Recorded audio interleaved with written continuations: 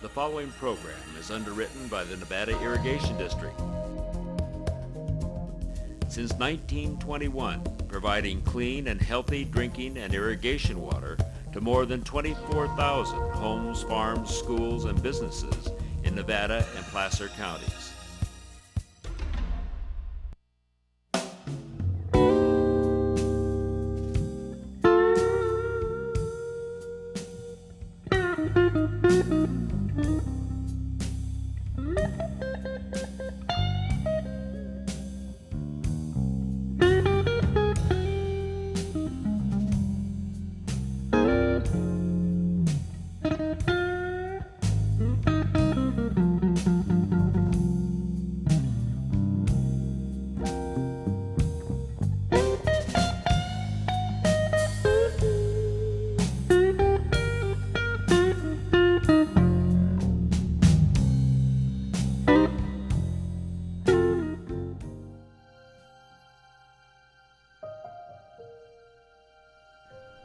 I have cancer. So do I. They say there was this guy who was supposed to have surgery, right? But he had this terrible accident. See, they put him in the X-ray machine. The X-ray machine just went crazy. He just started taking pictures after picture after pictures. And sparks were flying, and like lights were flashing, and glasses breaking, and the doctors and nurses, they all freaked out, they all got scared, right? They all just run out of the building, and they leave this guy right there with the X-ray machine, just getting full of radiation. Well, what happened to him? Well now, things that make us sick, it just makes him stronger. So if he comes across somebody like one of us who's sick, he takes the sickness away, and he just gets stronger. He's Cancer Man. Where is he? Nobody knows.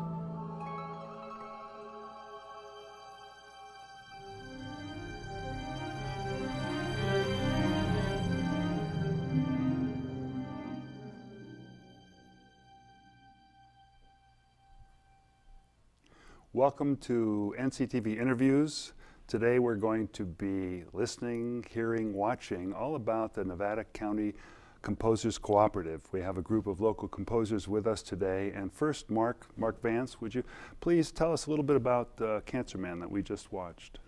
That's a trailer called Cancer Man. It was written by a filmmaker, Jared Billings, and the music was added by Richard Altenbach. It is a 15-minute work about a comic book character called Cancer Man that comes into people's lives who have cancer and takes away their cancer. But it's a comic book character. Wonderful film. It sounds very timely, since cancer is definitely in the news these days. Maybe he's due to rescue us. I hope he's real. So we have with us four very gifted musicians and composers, and so I'd like you to introduce yourself and to tell a little bit about the Composers Cooperative, how it got started, and where you got involved. Mark? Yeah, thank you, Lew. My name is Mark Vance. I'm executive director for the NCCC, Nevada County Composers Cooperative. Composer and very active in education and music in the community. Right, and so in terms of how long has the cooperative been around? Well, fellas, 10 years I think we're pushing. Just maybe even a little bit longer than that. It was originally started with Jay Seidemann and Howard Hirsch and Terry Riley. It was a way for them to get some of their work heard by a larger local audience, and it just kind of metamorphed into more works by more composers, and then eventually different people were brought in to accompany the three of them. Terry has since kind of moved aside as more of an associate member of the group, Howard as well. Jay Seidemann's still an active member. And Mark and I joined up about, 2000, I guess it was, 1999 or 2000. Yeah. So It was a good 3-4 years before that there were various events going on. Howard was the mastermind primarily around that, bringing a lot of different outside composers, what we term now Meet the Composer events that we do currently. And we added different people have been in the group at time. Ludi Henricks was a member for a while, David DeVorn, a musician and teacher now over in Chico. Jerry Grant and Randy joined in the last few years, and yeah, that's kind of the basis of where it came from.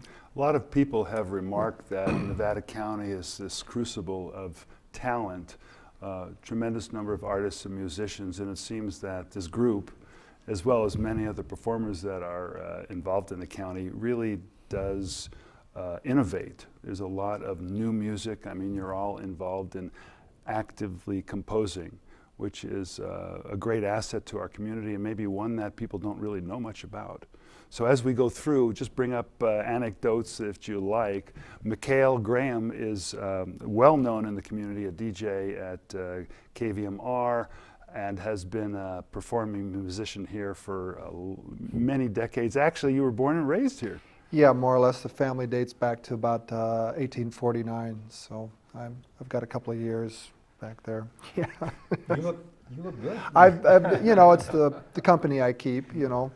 But yeah, it is really about the Composers Cooperative. Was really, the idea was to present and show the local area new music. And new music not in the traditional sense of it has to be avant-garde or anything. It can be beautiful, it can be atonal, it can be electronic, it can be standard fare classical sounding, but it's all new. So we have many different events that we do throughout the year, Wet Ink being one of them we'll talk about maybe later, which is a concert of new, larger music performances generally. And then we have little events within that. And Sound and Vision, which is one of the things we're here today about, is one of those events that grew out of the fact that we had composers that do film work as well as do just musical work, and let's showcase that in a different sense of sound and vision. Right. And performance work as well. Well, hopefully we'll have a chance to show Sound and Vision on NCTV besides the performance, which is going to become later in February. So Randy, tell us about yourself and what you'll be doing.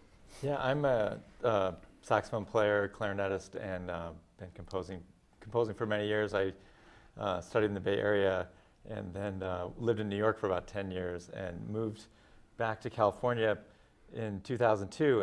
And somebody said, hey, I know a guy, I ended up here in Grass Valley, and I know a guy in Nevada City you might have something in common with. And it was David DeVorn, a guitarist and composer, member of this group. Turns out both of our sons were born on the exact same day. That was the first connection. But through him, I hooked up with these guys here, the Composers Cooperative, and it's my third year, and I'm a fiction writer as well as doing music. And a couple years ago, Sound and Vision Festival was happening, and I thought it was a great opportunity to incorporate some of the work I've been doing on my novel, which is about a musician and different artists, and it was an opportunity for me to kind of expand the work into a performance piece, and it's kind of morphing. I'm not quite sure where this product or where this creation is going to end, but a couple years ago I did presented some work from that, and I'll be doing that again in this upcoming concert at the end of next month. And we'll actually be able to hear some of that today on the show, right? Yeah. So we'll be coming back. Okay, great. And Jerry Grant, yes. I'm contributing a piece to the Sound and Vision Festival, and it's a piece of film by Barbara Michelman, who's a great photographer, and myself. And Barbara and I got the idea of investigating a bird sanctuary. So she took her camera, I took a field recorder, and we went out and she photographed, and I did a lot of recording. And what has come out of it is a film with her stills, gorgeous stills, and I took the bird sounds and integrated them into a musical fabric so that the bird sounds now become part of the piece. And hopefully that will be our are an exciting contribution to the festival. I feel pretty comfortable with film. I can hardly believe it, but my wife and I moved here from Los Angeles in 2003, partly because of the fact that we realized that the Nevada City and Grass Valley was a really, really wonderful place to do innovative work. So, yeah, unfortunately, we won't be able to hear or see that piece today, no. but I'll be plugging the Sound and Vision Festival, February 27th, is it? Where's it going to be? At the Nevada Theater. Nevada Theater. Nevada Theater. Friday night, the 27th of February, Nevada Theater, 7:30, come 8 o'clock, we'll start the show. Wonderful. About an hour and a half or more of live as well as performance via film. Geez, what have we got? About 7, 8 different composers? I think we have 10. 10, oh my goodness, more And than 5. I'll be bringing up periodically in the show the phone number and the website of the composers group. So anyone who wants to find out about tickets for the performance, how to become further aligned or work with the cooperative, how to find out more about it. So, we'll be bringing up that phone number and website periodically. Great. All right. So right now, why don't we go into the piece that you, Randy, and Mikail were working on? And what's so fantastic about this is that rather than bring an orchestra and rather set up all the sound, Mikail has brought his iPhone, and he'll kind of wave it in front of you to show that, in fact, what he's doing is playing live off of his iPhone, and Randy will be accompanying with his narration. And this is kind of an amazing feat of technology that we're doing for the first time here, thanks to Mikail's wizardry. So you're phoning in your part today. Yeah, live phoning in my part today. Had to work that in. Yeah, so what I'm reading is, so for the concert I'll be reading from my novel in progress. The book's called Weebub, and it's one of the elements. And Weebub is this kind of traveling underground nightclub, and one of the characters is named Jenny Jean.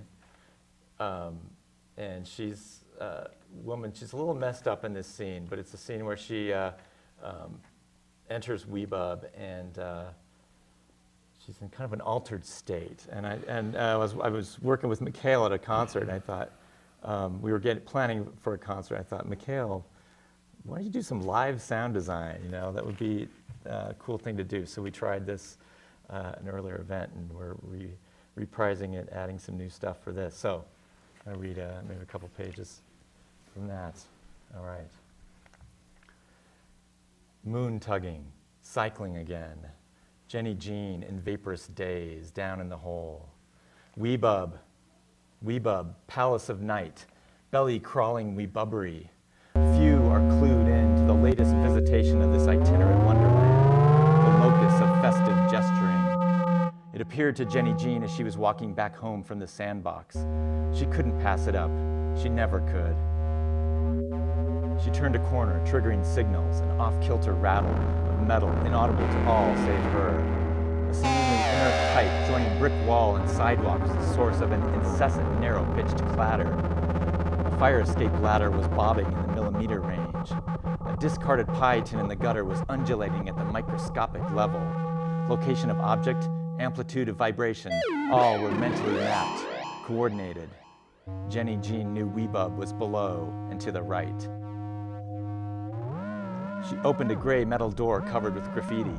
She followed a green, aqueous light down cement steps to a sub-basement. Mysterious arrival amongst a mass of people. The crowd sparked "Onion!" in response to an unknown stimulus. Arrayed on a stage were a dozen men and women gesturing with small movements that resembled facial tics and itching extremities.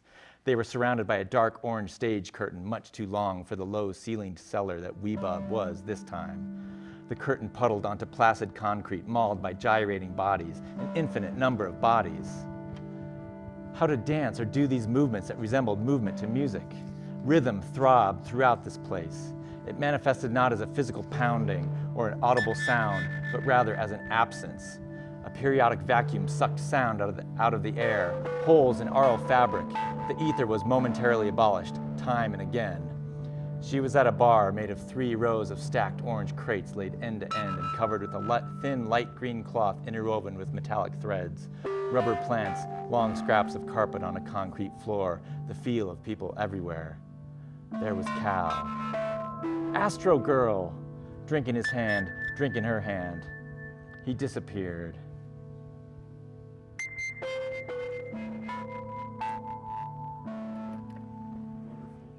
And there's more. Yeah, it's about a 15-minute piece normally, so you just got a little tiny taste of some of what can happen. Bodies pile up.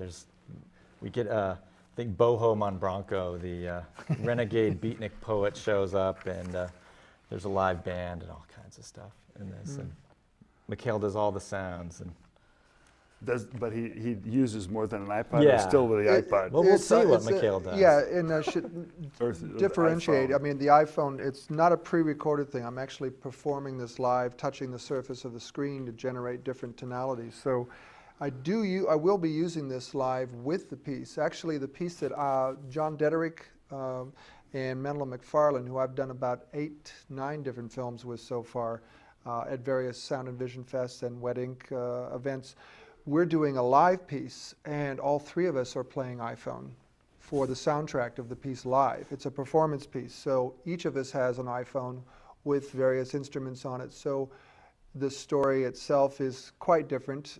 It's a mixture of visual behind us, like film, with live performance. So you'll get a combination of iPhone performance along with the Randy's in my piece will be a combination of a laptop as well, which is really, it's organic instruments mixed with electronics, mixed with silicon digital, circuits and that sort of thing. But it's a combination of all sorts of things, not just, you think of a trombone as an organic instrument, and these are made out of organic substances, so it's the same thing, just a different way of doing it. I can envision sometime in the future everybody bringing their iPhone, and it'll be an orchestral that will include the entire audience playing.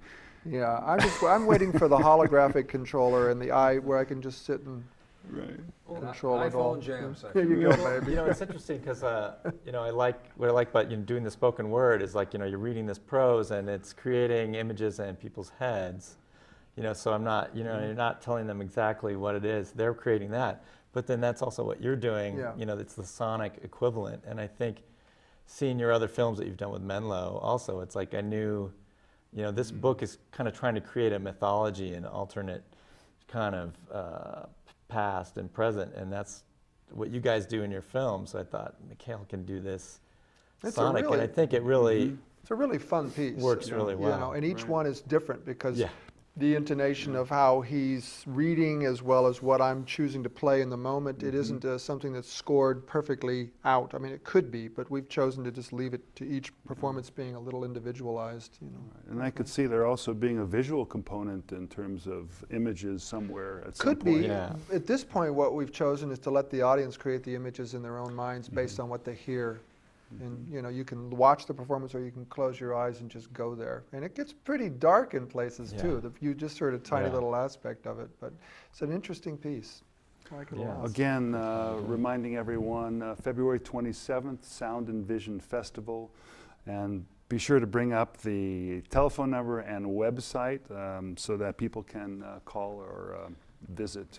Lew, if I could interject one thing, if you have any problem accessing the Composers Cooperative website, you can also go to NevadaCityMusicEvents.com and just click on the event there on the events page, and there's a whole link to it. It'll link to each of the composers' websites there. We're having some issues right now with the server that the Composers Cooperative website lives on, and it may be up, it may not be. We're just waiting to hear back from the organization that hosts it. So in the meantime, you can go to NevadaCityMusicEvents.com, just go to the events page and click on Sound and Vision. Is it NC Music Events? Just NevadaCityMusicEvents.com. You could get there the other way, but best to just spell it out. And we need to quickly go to Mark, talk about some of your work, Mark, and to see some of it as well. I brought a little clip in of a piece called Tango, which is it's a tango. It's a film about a tango. very vibrant couple meet in a cafe, they kind of hit it off, they meet later at a bar, and they start to tango. And it I've written the music, it uses traditional tango instruments, the accordion, the guitar, the strings, and bass. It's very evocative. Tango is a very hip dance form right now, again. Of course, originally from Argentina. And these dancers that you'll see here are wonderful dancers, Mikail Graham and Chris Peak. And so if you'd like to see that clip. All right.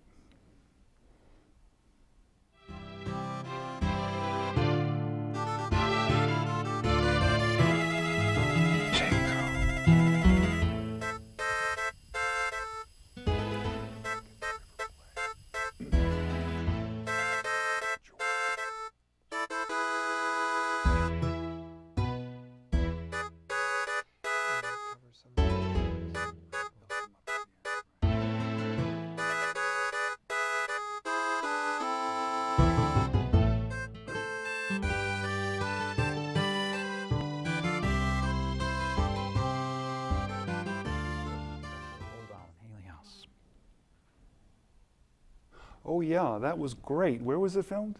Don Beesimer's house, which is the old Alan Haley residence on Red Dog. Yeah, where you sometimes have performance. A lot of performance. Right. A lot of performance there, yeah. Well, take us into the next piece. The next piece is a short film also called River Play, and this was a piece that Patty Akobacci and watercolorist Jerry Ann Van Dyke put together with me, and it's a trip to the river. It's a trip to the Yuba River. All right, Let's take a look at that. We all like to go. She's got the water by itself too, but she can put, the black with the colored green and blue. She's got that. Where she's Would you like this opening, the little symbol thing? Like you could do that. Oh. You could do that for. And maybe you have a little bass. Yeah. Something really sparse, Yeah, just I kind like of it setting this because tone. then And then you get can the have sound the, of the water. then you got And the the sound bird. of the water. And the yeah, bird. Yeah. So we could do that. Yeah. I mean, it's really short.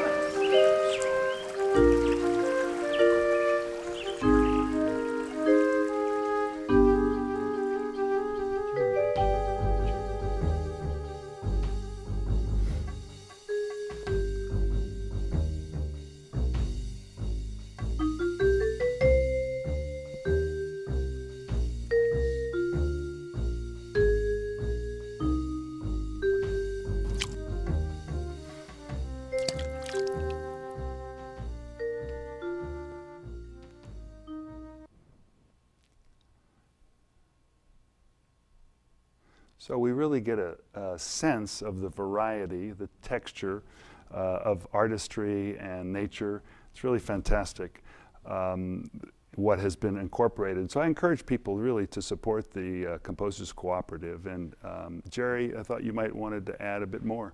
Sure. And I wanted to also mention that Jay Seidemann, who is one of the founding members of the cooperative, is going to have a film that Barbara Michelman did the photography on. Barbara seems to be in great demand because he's such a good photographer. And so he will have a film of about 7 minutes in length. And then my film, which is called Sanctuary, is going to be about 9 minutes in length. I love working with film because I feel real comfortable at home, because in Los Angeles I worked in film for forever, actually. So that's why in being involved in the Sound and Vision Festival and presenting it is such a kick, because I love the merging of the media, and that we all enjoy doing so much. Right. It's a very creative and cooperative effort. We have a number of events, or the composers do have a number of events coming up, starting with Sound and Vision Festival.